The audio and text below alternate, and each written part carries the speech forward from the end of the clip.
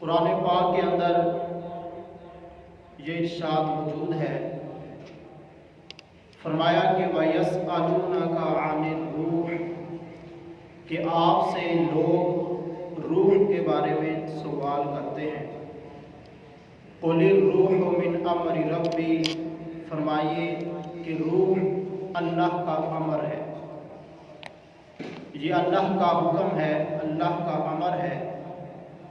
اور فرمایا وَمَا أُوتِيتُم مِّنَ الْعِلْمِ إِلَّا قَلِيلًا، اور روح کا تمہیں قلیل علم دیا گیا، روح کا تھوڑا علم دیا گیا۔ تو معزز سامعین، جو ہماری روح ہے یہ بڑی ہی لطیف چیز ہے، یہ اللہ کی مخلوق ہے، اللہ کی پیدا کرتا ہے۔ تو اس سے ان فلاسفہ کا اور ان مذاہب کا رد ہو جاتا ہے کہ جو روح کو قدیم جانتے ہیں۔ قدیم کا مطلب ہوتا ہے کہ جو ہمیشہ سے ہو، جس کی ابتدا اور انتہا نہ ہو۔ تو قدیم صرف اور صرف اللہ رب العزت کی ذات پاک ہے، جو ازلی ہے، ابدی ہے، قدیم ہے۔ تو قدیم کا مطلب جس کی ابتدا اور انتہا نہ ہو۔ تو روح اللہ تبارک و تعالیٰ کا امر ہے، تو اس کی ابتدا بھی ہے اور یہ اللہ کریم کی مخلوق بھی ہے۔ اور اللہ رب العزت نے روح کے بارے میں مختلف اپنے فرامین قرآن پاک کے اندر بیان فرمائے ہیں۔ قرآن پاک کو بھی روح کہا گیا، وَكَذَلِكَ أَوْحَيْنَا إِلَيْكَ رُوحًا مِّنْ أَمْرِنَا، فرمایا کہ محبوب ہم نے اپنی طرف سے ایک روح کو آپ کے اوپر وحی فرمایا۔ تو قرآن پاک کی وحی، قرآن پاک اس کو روح بھی کہا گیا، روحًا مِّنْ أَمْرِنَا۔ حضرت سیدنا جبرائیل علیہ السلام آپ کو بھی قرآن پاک نے روح کہا ہے۔ جب ان لوگوں کا ذکر فرمایا کہ جن کے دلوں کے اندر پختہ ایمان ہے، جو کسی بھی معاملے کے اندر ڈگمگاتے نہیں ہیں، پختہ ایمان والے ہیں، ان کے بارے میں اللہ کریم نے فرمایا اولئک کتب فی قلوبہم الایمان وأیدہم بروح منہ، یہی وہ لوگ ہیں کہ جن کے دلوں کے اندر اللہ تبارک و تعالیٰ نے ایمان کو پختہ کر دیا ہے، ایمان کو راسخ کر دیا ہے۔ وأیدہم بروح منہ، اور اللہ کریم نے اپنی روح کے ذریعے ان کی مدد فرمائی، ان کی تائید فرمائی۔ تو مراد حضرت سیدنا جبرائیل علیہ السلام ہے۔ اور اسی طرح نزل بہ الروح الامین، حضرت جبرائیل علیہ السلام کو روح الامین کہا گیا، قرآن پاک میں آیا۔ حضرت سیدنا عیسیٰ علیہ نبینا علیہ السلام، ان کو بھی روح کہا گیا۔ انما المسیح ابن مریم رسول اللہ وکلمتہ القاہا الی روح منہ، فرمایا عیسیٰ ابن مریم اللہ کے رسول ہیں اور اللہ کا کلمہ ہے، ایسا کلمہ کہ جو اللہ کریم نے القاہا الی مریم، جناب مریم کی طرف القاء فرمایا، اور فرمایا وروح منہ، اور وہ اس کی طرف روح ہے۔ تو حضرت عیسیٰ علیہ السلام کو بھی روح کہا گیا۔ ایسے ہی بندہ مومن اور جو انسانوں کا نفس ہے، اس کے اوپر بھی روح کا اطلاق کیا جاتا ہے۔ تو بہرحال قرآن پاک نے اس کے بارے میں یہ بھی فرمایا کہ یہ امر ربی ہے اور اس کا علم قلیل دیا گیا۔ تو اس کی کتنی وسعت ہے، کتنی کثرت ہے، اور کتنا اس کا مفہوم وسیع ہے، وہ اللہ تبارک و تعالیٰ ہی بہتر جانتا ہے۔ تو معزز سامعین، ایک روح مسلمان کی ہے اور ایک روح کافر اور منافق، گمراہ اور بددین لوگوں کی ہے، فاسق و فاجر لوگوں کی ہے۔ تو اس میں بھی بڑا فرق ہے۔ حدیث پاک میں آتا ہے کہ نبی پاک علیہ السلام نے فرمایا کہ جو مسلمانوں کی اور ہر پیدا ہونے والے انسان کی جو روح ہے وہ کتنی پاکیزہ ہے، کتنی لطیف ہے اور کتنی صاف اور شفاف ہوتی ہے کہ ہمارے پیارے نبی صلی اللہ علیہ وآلہ وسلم نے ارشاد فرمایا کل مولود یولد علی الفطرہ، فرمایا کہ جو بھی پیدا ہونے والا پیدا ہوتا ہے وہ فطرت اسلام پہ پیدا ہوتا ہے، یعنی اللہ رب العزت اس کو ایک پاکیزہ روح دے کے دنیا کے اندر بھیجتا ہے۔ وہ آنے والا بچہ جس کے جسم کے اندر پاکیزہ روح ہے وہ فطرت اسلام پہ ہوتا ہے،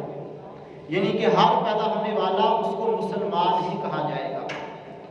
لیکن فرمایا کہ ابواہ یحودانی او ینصرانی او یمجسانی، پھر اس کے ماحول اور اس کے والدین ہوتے ہیں، فرمایا کہ جو اس کو یہودی بناتے ہیں، عیسائی بناتے ہیں اور مجوسی بناتے ہیں۔ تو یعنی کہ یہ ماحول کا، والدین کی تربیت کا اور والدین کا ایک اثر ہوتا ہے کہ جس کی وجہ سے پھر وہ بڑا ہو کر اس اپنی لطیف روح کو، نورانی روح کو، جو صاف و شفاف روح ہوتی ہے، اس کو جو ہے وہ پراگندہ کر لیتا ہے، میلا کچیلا کر لیتا ہے اور کفر اور شرک کی جو تاریکیاں ہوتی ہیں ان کے اندر اپنی روح کو مبتلا کر دیتا ہے۔ تو یہ بھی اللہ کریم کا فضل ہے، احسان ہے کہ جو بچہ مسلمانوں کے گھروں میں پیدا ہوا تو اس کو اسلام کا ماحول میسر آتا ہے۔ تو اس میں بھی اللہ کریم کا شکر ادا کرنا چاہیے کہ اللہ رب العزت نے مسلمانوں کے گھروں کے اندر پیدا فرمایا ہے کہ جب بڑا ہوتا ہے تو وہ مسلمان ہی ہوتا ہے، لیکن پھر اس کے اوپر بھی پہرا دینے کی ضرورت ہے کہ یہ پاکیزہ روح کہیں جو ہے وہ اندھیرے کے اندر نہ چلی جائے،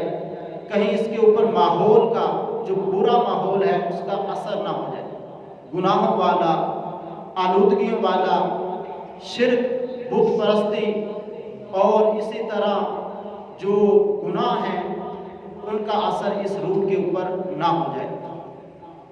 اس لیے ہمارے پیارے نبی صلی اللہ علیہ وآلہ وسلم نے ارشاد فرمایا کہ جب ایک مسلمان کی روح جو ہمیشہ اس نے اس کو پاکیزہ رکھا، جس طرح اس نے اللہ سے حاصل کی تھی اسی طرح اس کے اوپر جو ہے پہرا دیتا رہا، گناہوں سے بچاتا رہا، اور اسی حال کے اندر اس کا خاتمہ ہوا اور اس کی روح کو قبض کیا گیا، تو ہمارے پیارے نبی صلی اللہ علیہ وآلہ وسلم نے ارشاد فرماتے ہیں تخرج نفس المؤمن وہی اطیب ریحا من المسک، ارشاد فرمایا کہ جب مومن بندے کی روح نکلتی ہے تو اس کو کستوری کے اندر اس طرح معطر کیا جاتا ہے، اتنا خوشبودار کیا جاتا ہے کہ فرشتوں کے پاس جاتی ہے تو وہ روح کستوری سے معطر ہو کر، معمر ہو کر، خوشبودار ہو کر فرشتوں کے ہاتھوں میں جاتی ہے۔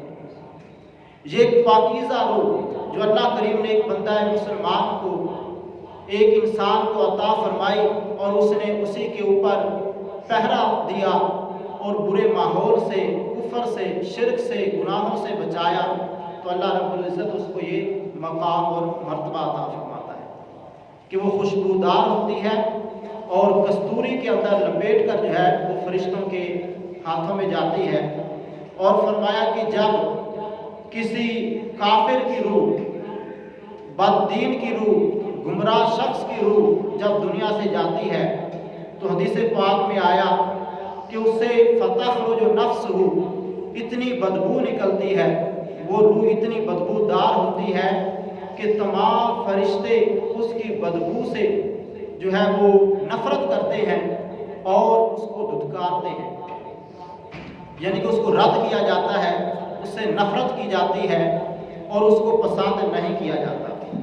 تو یہ روح کس کی ہوتی ہے؟ جو بد دین ہے اور دین اسلام سے دور ہے۔ تو معزز سامعین، ایک حدیث پاک میں یہ بھی ارشاد فرمایا گیا حضرت موسیٰ اشعری رضی اللہ تعالیٰ عنہ بیان کرتے ہیں کہ نبی پاک علیہ السلام نے فرمایا کہ جب مسلمان نیک انسان کی روح نکلتی ہے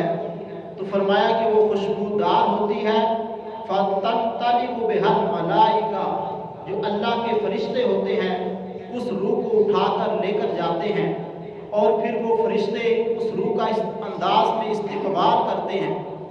کہ جب آسمانوں کے فرشتوں کے پاس وہ روح لے کر جاتے ہیں، جو زمین پہ آئے ہوئے فرشتے تھے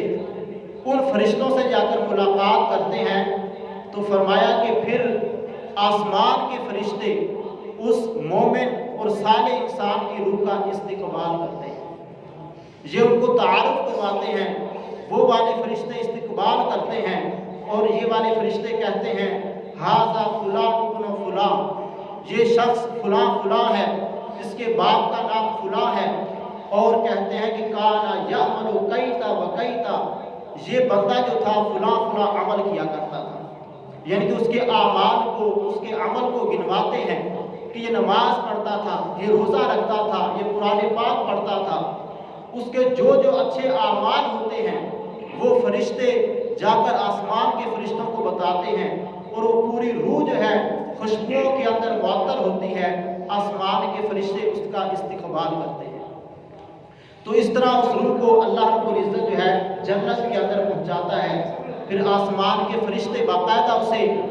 مرحبا مرحبا کے الفاظ سے اس کا استقبال کرتے ہیں اور اس کو وصول کرتے ہیں۔ اور اسی طرح فرمایا کہ پھر اس روح سے اتنی روشنی نکلتی ہے،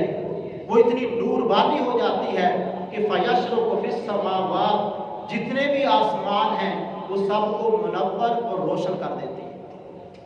یہ مسلمان کی روح ہے جو پاکیزہ روح ہے۔ اسی طرح فرمایا کہ جب کافر کی، منافق کی روح نکلتی ہے تو اس وقت بھی فرشتے بڑے جو ہے اس کو سختی کے ساتھ، نفرت کے ساتھ اس روح کو نکالتے ہیں اور لے کر جاتے ہیں۔ تو کہا گیا کہ جب آسمان کے فرشتوں کے پاس جا کر اس کا تعارف کروایا جاتا ہے تو آگے سے جواب ملتا ہے فَرُدُّوهُ فَيَرُدُّ إِلَىٰ أَسْفَلِ الْأَرْضِ إِلَى السُّرَىٰ، کہ جو زمین کا سب سے نیچے والا طبقہ ہے، تحت السرا جسے کہا جاتا ہے، فرمایا کہ اس روح کو اوپر لانے کے یہ روح قابل نہیں ہے، بلکہ اس کو نیچے گرا دیا جائے۔ پھر جو زمین کا سب سے نیچے والا طبقہ ہوتا ہے تحت السرا، وہاں تک اس روح کو پھینک دیا جاتا ہے۔ تو اس لیے معزز سامعین، غور کرنے کی ضرورت ہے